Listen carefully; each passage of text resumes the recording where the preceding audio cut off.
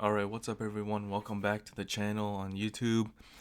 Today we're obviously talking about Jalen Johnson, third year forward from the Hawks. Was a highly recruited prospect out of high school, probably one of the top 5 to 10 players out of high school. Went to Duke. Interesting about him was he left Duke early, I think like in February, just because of some injury issues, and then I guess he didn't really get along with the team and the coach, so he just decided to go to the draft, and he ended up going to the draft, and he only spent basically like 3 months actually playing college basketball. Ended up getting drafted 20th overall in 2021, but in his third year so far, he's taken that leap from to 30 minutes per game after playing 15 minutes per game in his second year and only about 5-6 minutes per game in his first year. He's really taken a leap and really fit in, done pretty much everything that the Hawks need him to. And is part of like one of the reasons why the Hawks, I believe they said, the only people that we won't trade is Trae Young and Jalen Johnson. Like, he's that important to their core, and for good reason. He's averaging almost 16 points a game, 8 rebounds, 3 assists, do it all around type of player. 58 field goal percentage, 40% on threes, and I actually like to see his 2 point percentage is actually 65%. So, 40% 3 point percentage, 66, 65.9 2 point percentage. So, a really impressive season so far for him, for the Hawks, and one of the bright spots for their team and for Quinn Snyder. And there's a reason that, obviously that he's playing so much. He does it all. He, crashes the glass. He defends. He always cuts, like, I feel like at the right time. I feel like he's kind of that, big forward type of wing. You feel comfortable with the ball in his hands as well. He's not too clumsy with it, as we'll see in some of the clips today. He was excellent in their game last week against the Thunder, with a career high of 28 points. He always crashes the glass as well. Like I said, he had 13 rebounds, 7 rebounds in that one, 13 rebounds against the Wizards, 11 rebounds against the Magic, and then 16 rebounds in this game against the 76ers. So he really impacts the game off the glass.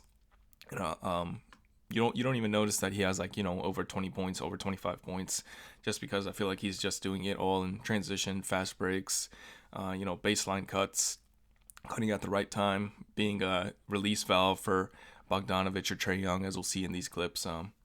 But yeah, I think we get started in these clips. Like I said, he's super efficient at the rim, super efficient overall, 10th overall in effective field goal percentage, ninth in 2 point field goal percentage, and it's all like big guys who just dunk, like Clint Capella, DeAndre Jordan, players like that.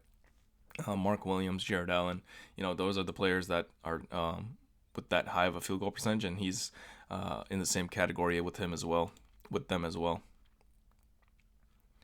But you can see it's just a release valve for Bogdanovich. Gets caught, and he's super athletic.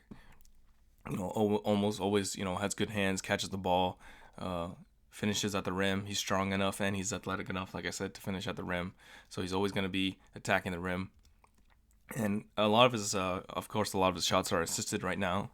He's not doing a lot of like isolation plays, off the dribble moves, stuff like that. But you don't really need to when you can get past Tobias Harris and just dunk at the rim on him. As you can see in this next play right here, just drives right past Tobias, who's a pretty good defender himself.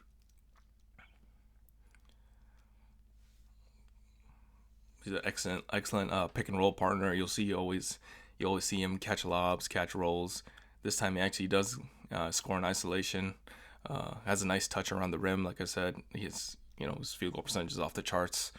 2 point field goal percentage is off the charts. So we can score around the rim and in the paint area. Once again, off a defense, he follows Tobias Harris to the rim, gets a block on him, follows his baseline cut, has big enough size. He's like 6'10". Here you can spot up the three as well. I think almost like, according to Basketball Reference, like 100% of his threes are assisted right now. So he's just catching the spot ups, but I feel like he always hits them in big spots. He did against the Magic, he did against the Thunder, and again he did it again this game as well. As you can see, they use him a lot off of back screens.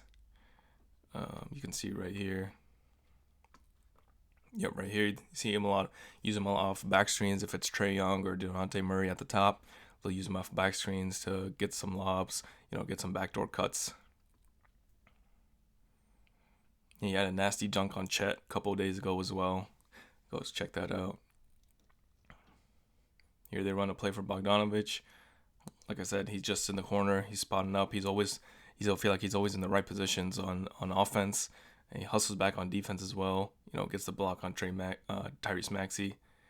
Here you go. He catches the ball in the corner. He's not just. I feel like he's the upgrade on John Collins that they need. He's not just gonna catch it and hold it. He has a quick decision. Gets past Batum, dunks it at the rim, gets an and one, and helps the Hawks push it to overtime, and eventually, get the win. Get the win against the 76ers. They kind of blocked it out, but you'll see him knock down this three right here as well. But yeah, really impressive third year from Jalen Johnson. I really like the way that he plays. I feel like he's an unselfish type of player, the perfect player that you need next to Trae Young. He only takes 3 3-point attempts, like I said, but he shoots 40%, 65% on twos. Free throw percentage, 81%. So he's comfortable at the foul line as well. And like I said, he gets rebounds, 8.5 rebounds a game, 3 assists. He's almost like a Lamar Odom type of player where he's like the perfect third guy on a team. He's gonna do all the little things. He's gonna push in transition. He's athletic enough, hustles back, and he's one of the reasons that the Hawks labeled him as untradeable. But yeah, thank you guys for watching. Make sure you guys like the video, subscribe to the channel. And what do you guys think his ceiling is? I feel like he could potentially be like an all-star type of player eventually, maybe.